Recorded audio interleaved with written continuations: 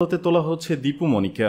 সাবেক সমাজ কল্যাণ মন্ত্রী ও আওয়ামী লীগের যুগ্ম সাধারণ সম্পাদক ডাক্তার দীপু মনিকে আদালতে তোলা হতে পারে আজ মঙ্গলবার। এদিন হত্যা মামলায় তার 10 দিনের রিমান্ড চেয়ে আদালতে সোপর্দ করবে পুলিশ। এর আগে সোমবার সন্ধ্যায় রাজধানী বারিধারা থেকে তাকে গ্রেপ্তার করে ঢাকা মহানগর গোয়েন্দা পুলিশ ডিবি। এরপর তাকে নেওয়া হয় মিন্টু রোডে ডিবি কার্যালয়। তার বিরুদ্ধে মোহাম্মদপুর থানায় একটি হত্যা মামলা ও চাঁদপুরে নাশকতার মামলা আছে। দ্বাদশ জাতীয় সংসদ নির্বাচনে চাঁদপুর 3, চাঁদপুর হাইমচর সংসদীয় আসন থেকে নির্বাচিত হয়ে গত 11 জানুয়ারি দীপু মনি মন্ত্রী পরিষদের সদস্য হিসেবে শপথ নেন। তাকে দেওয়া হয় সমাজ কল্যাণ মন্ত্রণালয়ের দায়িত্ব। দীপু মনি প্রথম নারী শিক্ষামন্ত্রী হিসেবে দায়িত্ব পালন করেন। তিনি এর আগে পররাষ্ট্র মন্ত্রণালয় বিষয়ক সংসদীয় স্থায়ী কমিটির সভাপতি, মানবাধিকার বিষয়ক সর্বদলীয় সংসদীয় গ্রুপের সভাপতি ও পররাষ্ট্রমন্ত্রী ছিলেন। নিখোঁজ ব্যারিস্টার সুমনকে নিয়ে যা বললেন পিয়া জান্নাতুল।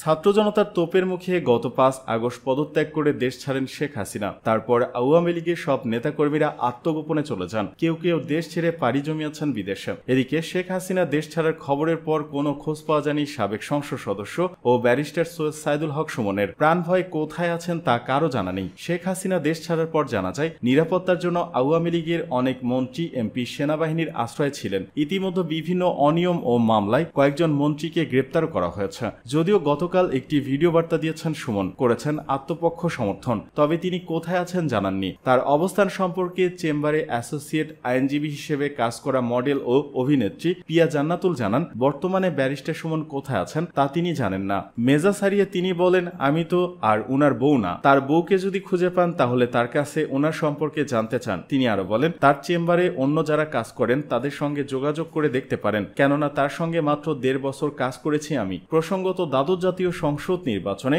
হবিগঞ্জ 4, চুনারুঘাট, মাধবপুর আসনে নির্বাচিত হন ব্যারিস্টার সুমন। এর আগে বিভিন্ন সময় নানা সামাজিক ইস্যু নিয়ে ফেসবুকে কথা বলে আলোচনায় উঠে আসেন তিনি। রাষ্ট্রের 5 খাতে সংস্কার চায় বিএনপিও। অন্তর্বর্তী সরকারকে সহযোগিতা করতে প্রস্তুত। নির্বাচন কমিশন, বিচার বিভাগ, জনপ্রশাসন, আইন শৃঙ্খলা বাহিনী ও গণমাধ্যমে প্রয়োজনীয় সংস্কার চায় বিএনপিও। দলটি মনে করছে আওয়ামী লীগ সরকার বিনা ভোটে 4 দফায় ক্ষমতায় থেকে রাষ্ট্রের সব প্রতিষ্ঠানগুলোকে ধ্বংস করে ফেলেছে। একটি অবাধ, সুষ্ঠু ও অংশগ্রহণমূলক নির্বাচন আয়োজনের আগে এসব সেক্টরে গ্রহণযোগ্য সংস্কার আনতে হবে, মানুষের আস্থা ফিরিয়ে আনতে হবে। এক্ষেত্রে দলটি অন্তর্বর্তী সরকারকে সব ধরনের সহযোগিতা করতেও প্রস্তুত রয়েছে। সরকার যদি কোনো পরামর্শ কিংবা আলোচনার ডাক দেয় তাতেও সাড়া দেবে তারা। গত 5 আগস্ট আওয়ামী লীগ সরকারের পতনের 3 দিন পর নোবেলজয়ী ডক্টর মোহাম্মদ ইউনূসের নেতৃত্বে অন্তর্বর্তীকালীন নির্বাচনের যথাযথ পরিবেশ সৃষ্টি ও নির্বাচন অনুষ্ঠানের জন্য সরকারকে সময় দেয় দলটি। কারণ বিএনপি মনে করে একটি অবাধ, সুষ্ঠু নির্বাচনের পরিবেশ তৈরিতে কিছুটা সময় লাগবে। এমন অবস্থায় নির্বাচনের পরিবেশ তৈরিতে রাষ্ট্র কাঠামোর প্রয়োজনীয় সংস্কারের কথা জানায় অন্তর্বর্তী সরকার। গত রোববার রাজধানীর একটি হোটেলে ঢাকায় বিদেশি বিভিন্ন মিশনের রাষ্ট্রদূত, জাতিসংঘ সহ আন্তর্জাতিক সংস্থার প্রতিনিধিদের ব্রিফিংয়ে অন্তর্বর্তী সরকারের প্রধান উপদেষ্টা ডক্টর মোহাম্মদ ইউনূস বলেন, এমন একটি সময়ে এসে দেশের দায়িত্ব নিয়েছি যখন প্রায় সব ক্ষেত্রেই চরম বিশৃঙ্খলা। সাবেক প্রধানমন্ত্রী শেখ হাসিনার স্বৈরশাসন দেশের প্রতিটি প্রতিষ্ঠানকে ধ্বংস করে দিয়েছে। তাই নির্বাচন কমিশন, বিচার বিভাগ, জনপ্রশাসন, আইন শৃঙ্খলা বাহিনী ও গণমাধ্যমে প্রয়োজনীয় সংস্কারের পর অন্তর্বর্তী সরকার একটি অবাধ, সুষ্ঠু ও অংশগ্রহণমূলক নির্বাচন আয়োজন করবে। অন্তর্বর্তী সরকারের রাষ্ট্র সংস্কারের এই উদ্যোগকে খুব ইতিবাচকভাবে দেখছে বিএনপি। দলটির সিনিয়র যুগ্ম মহাসচিব রুহুল কবির রিজভী বলেছেন, শান্তিতে নোবেলজয়ী ডক্টর মোহাম্মদ ইউনূস যে খাতগুলোতে সংস্কারের কথা বলেছেন তা অত্যন্ত ইতিবাচক। তিনি জন আকাঙ্ক্ষার যথার্থ প্রতিফলন করেছেন। দলটি মনে করে বাংলাদেশকে একটি গণতান্ত্রিক রাষ্ট্রে উত্তরণের জন্য প্রয়োজনীয় সংস্কার দরকার। কারণ আওয়ামী লীগ সরকারের আমলে গত 15 থেকে 16 বছরে পুরো প্রশাসন দলীয়করণের পাশাপাশি রাষ্ট্রের সাংবিধানিক প্রতিষ্ঠানগুলোকে ধ্বংস করে ফেলা হয়েছে।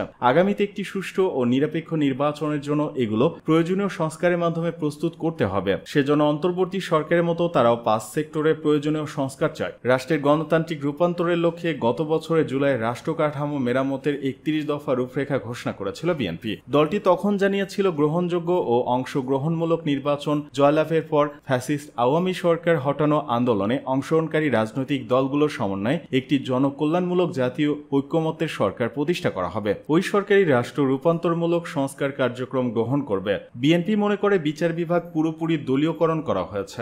দেশে আজকে যে সংকট তার মূলে রয়েছে নির্বাচনকালীন নির্দলীয় তত্ত্বাবধায়ক সরকার ব্যবস্থা বাতিল করা। আগামী দিনগুলোতে 5 বছর পর পর কোন পদ্ধতিতে নির্বাচন হবে সে ব্যাপারে রাজনৈতিক মতৈক্য দরকার। নির্বাচন কমিশনকেও ধ্বংস করে ফেলা হয়েছে।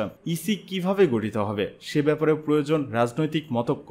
বিএনপির প্রত্যাশা অন্তর্বর্তী সরকার এ ব্যাপারে রাজনৈতিক দলগুলোর সাথে আলোচনার উদ্যোগ নেবে এবং একটি ফর্মুলা বের করবে যেটাকে পরবর্তী নির্বাচিত সরকার আইনি রূপ দেবে। বিএনপি মনে করে অন্তর্বর্তী সরকার রাষ্ট্র কাঠামো সংস্কারে যে মনোযোগ দিয়েছে জনগণের আশা আকাঙ্ক্ষার সাথে মিল রেখে সেটা সহজে চমৎকারভাবে করতে পারবে এবং এ কাজে সফল হবে, যেটা নানান চাপের কারণে রাজনৈতিক সরকারের পক্ষে অনেক সময় করা সম্ভব নাও হতে পারে। সে কারণে রাষ্ট্র সংস্কারে সরকারের প্রতিটি উদ্যোগের সাথে তারা থাকবে।